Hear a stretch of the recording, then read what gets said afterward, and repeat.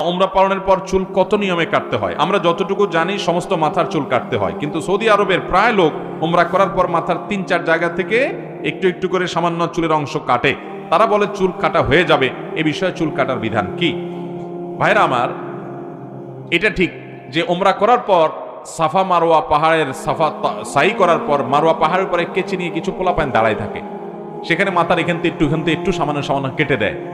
এখন এটা দিয়ে অনেকে মনে করে যে উমরা হয়ে গেছে। না, এটা তো হবে না। কারণ আল্লাহ তাআলা কোরআনে কারিমে পুরো মাথা মুন্ডন করতে বলেছেন, অথবা পুরো মাথার চুল ছোট করতে বলেছেন।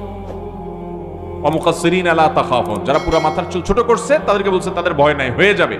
কিন্তু আল্লাহ তাআলা মাথা মুন্ডন করার নির্দেশ করেছেন। নবী করিম সাল্লাল্লাহু আলাইহি ওয়াসাল্লাম দোয়া করেছেন, আল্লাহুম্মা আরহামিল মুহাল্লিকিন, আল্লাহ হজ এবং উমরার পর যারা পুরো মাথার চুল চেঁচে ফেলে তাদের প্রতি আপনি রহম করেন। এভাবে দোয়া করেছেন, তিনি 3 বার দোয়া করেছেন।